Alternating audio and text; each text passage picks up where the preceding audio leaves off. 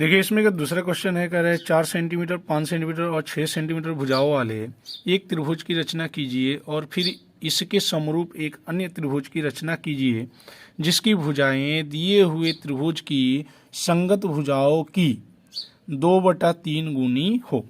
तो सबसे पहले हमें 4, 5 और 6 सेंटीमीटर भुजा की लंबाई वाले एक त्रिभुज की रचना करनी है। तो पहले हम त्रिभुज की रचना करेंगे। 4 सेंटीमीटर लंबा हम एक रेखाखंड खींचेंगे।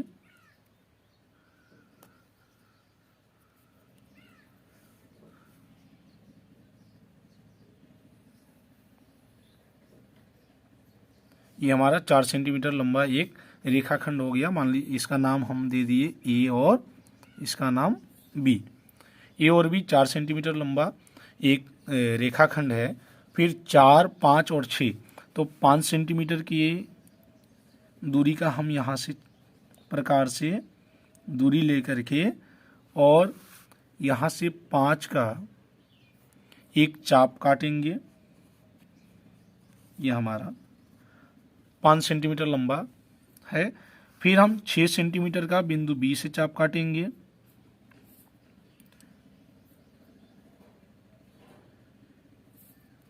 ये हमारा बी बिंदु से 6 सेंटीमीटर का चाप कटा।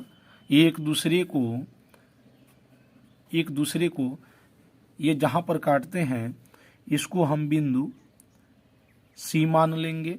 रचना में यही लिखेंगे। सर्वप्रथम मैंने ये एक ए बी रेखाखंड जो है 4 सेंटीमीटर का खींचा, फिर वहाँ से ए को केंद्र मानकर 5 सेंटीमीटर का एक चाप काटा, फिर बी को पुनः केंद्र मान करके 6 सेंटीमीटर का चाप काटा। एक दूसरे को जहाँ पर ये काटते हैं उसको सी ले करके और सी को ए से तथा बी से मिलाया और इस प्रकार से मैंने एक त्रिभुज की ए बी सी की रचना किया।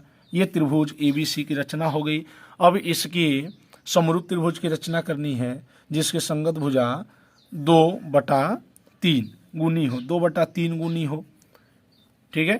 तो 2/3 गुनी संगत भुजा की रचना करनी है तो क्या काम करेंगे कि यहाँ पर बिंदु ए पर एक न्यून कोण बनाएंगे।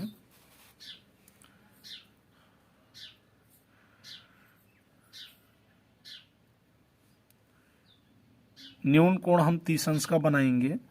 ये हमारा 60 हो गया। फिर इसका अर्धक कर देंगे। फिर पुनः यहाँ से चाप काटेंगे। ये एक दूसरे को जहाँ पर कट रहे हैं उससे होकर के एक किरण खींचेंगे।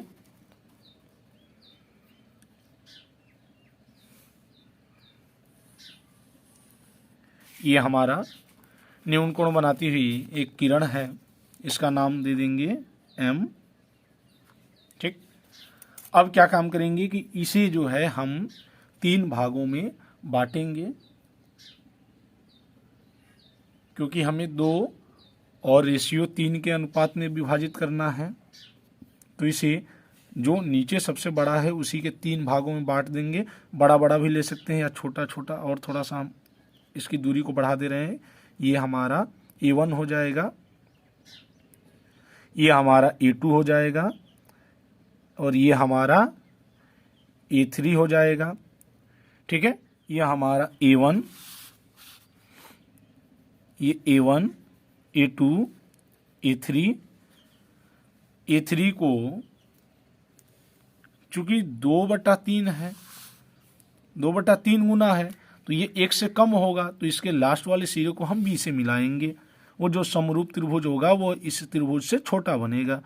तो ये A3 को हम बी से मिला दिए, फिर A3 को बी से मिला दिए। हमें 2:3 का यहाँ जो, फिर A2 पर जो है हम इसके समांतर रेखा खींचेंगे। इसके समांतर रेखा एंगल को ऐसे माप लेंगे, ठीक है, जितने का है। फिर यहीं वही काम करेंगे, उतने ही डिग्री का यहाँ पर हम कोण बनाएंगे। दूरी माप लेंगे।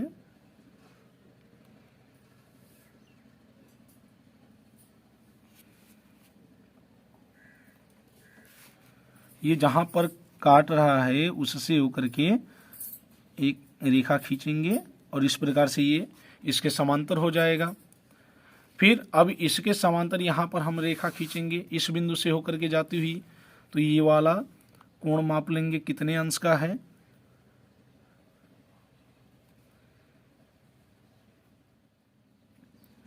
इसके ही बराबर यहाँ पर हम कोण बनाएंगे।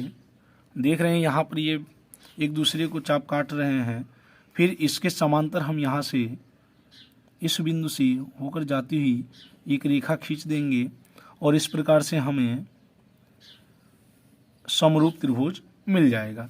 मतलब हमारा ए बी सी के समरूप त्रिभुज ए और इसको हम डी और इसको ई मान लें तो ए डी ई मिल जाएगा। इस तरह से हमें रचना करनी है और रचना में वही लिख देना है जो जो काम हम लोग किए हैं।